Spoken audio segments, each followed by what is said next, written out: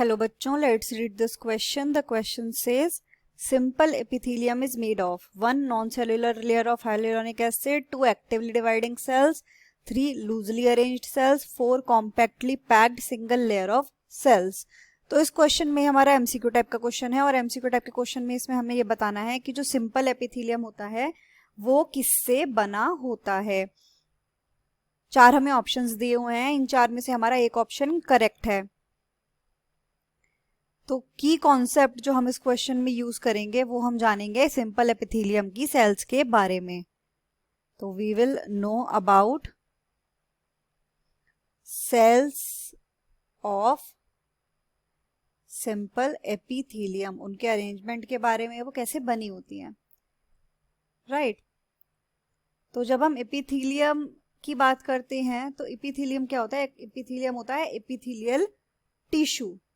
Right. Epithelium क्या है? Epithelial tissue होता है.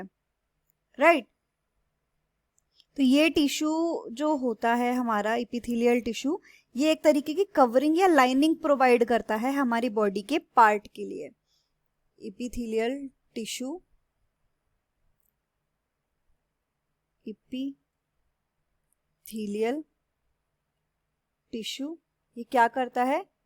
ये हमारे लिए प्रोवाइड, ये हमारी बॉडी के लिए इन्वायरमेंट से प्रोटेक्ट करने के लिए कवरिंग बनाता है.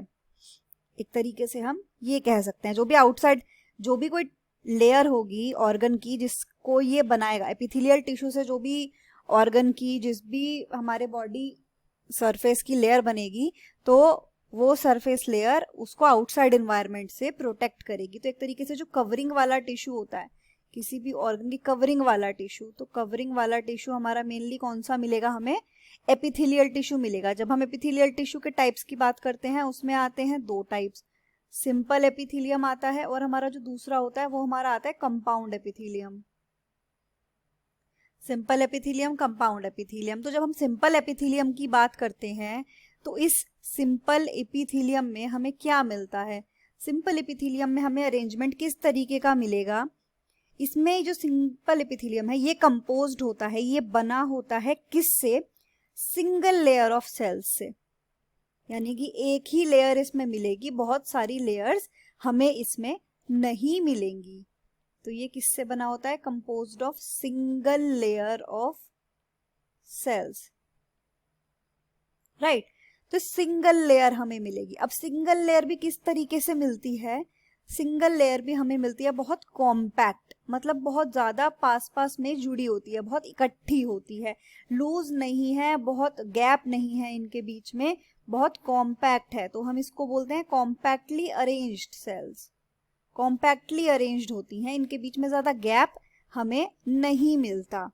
राइट. तो ये हमारी कॉम्पैक्टली अरेंज्ड सेल्स हैं. सिंपल एपिथेलियम हमारे पास 3 टाइप का होता है, स्क्वैमस, क्यूबॉइडल और कॉलमनार. तो तीनों में ही अरेंजमेंट कैसा मिलेगा? कॉम्पैक्ट अरेंजमेंट मिलेगा. अलग अलग टाइप की सेल्स होती हैं, शेप अलग अलग होती है उनकी, लेकिन अरेंजमेंट कैसा है? सिंगल लेयर का है और कॉम्पैक्ट अरेंजमेंट है. लेकिन जब हम कंपाउंड एपिथेलियम की बात करते हैं तो कंपाउंड एपिथेलियम हमें कैसा मिलता है? इसमें एक से ज्यादा लेयर्स हमें मिलती है सेल्स की. तो ये इसमें क्या है? सिंगल लेयर नहीं है, इसमें ज्यादा लेयर्स हैं. तो it is composed of more than 1 layer of cells. Arrangement इसमें भी कॉम्पैक्ट है, लेकिन इसमें जो अरेंजमेंट है वो कॉम्पैक्ट तो है लेकिन एक से ज्यादा सेल्स का, सेल लेयर का है. तो ये भी हमारी अरेंजमेंट कॉम्पैक्ट है लेकिन इसमें एक से ज्यादा लेयर्स है. हमसे जो इस क्वेश्चन में पूछा गया था वो था सिंपल एपिथेलियम के बारे में. तो सिंपल एपिथेलियम किससे बना होता है? वो बना होता है single layer of compactly arranged cells से बना होता है. तो हम यहाँ पर फर्स्ट ऑप्शन देखते हैं जिसमें लिखा हुआ है non cellular layer of hyaluronic acid. तो ये हमारा आंसर यहाँ पर नहीं होगा, ये हमारा आंसर यहाँ पर गलत है, क्योंकि हाइलुरोनिक एसिड और हमने सिंपल एपिथेलियम का अभी तक कोई रिलेशन यहाँ पर नहीं देखा. एक्टिवली डिवाइडिंग सेल्स, ये हमारा आंसर गलत है, क्योंकि सिंपल एपिथेलियम में हमें किसी भी टाइप की एक्टिवली डिवाइडिंग सेल्स नहीं मिलती. लूज अरेंजमेंट होता है, लूज अरेंजमेंट भी नहीं होता, अरेंजमेंट कॉम्पैक्ट होता है. Compactly packed single layer of cells, तो ये हमारा यहाँ पर आंसर सही है। कॉम्पैक्टली अरेंज्ड बोल सकते हैं या कॉम्पैक्टली पैक्ड बोल सकते हैं, तो compactly packed single layer of cells हमारा यहाँ पर आंसर है, यानी कि option number 4, compactly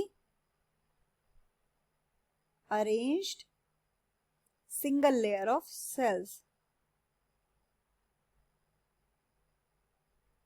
layer of cells. The final answer is option 4. Hope you understood it well. Best of luck.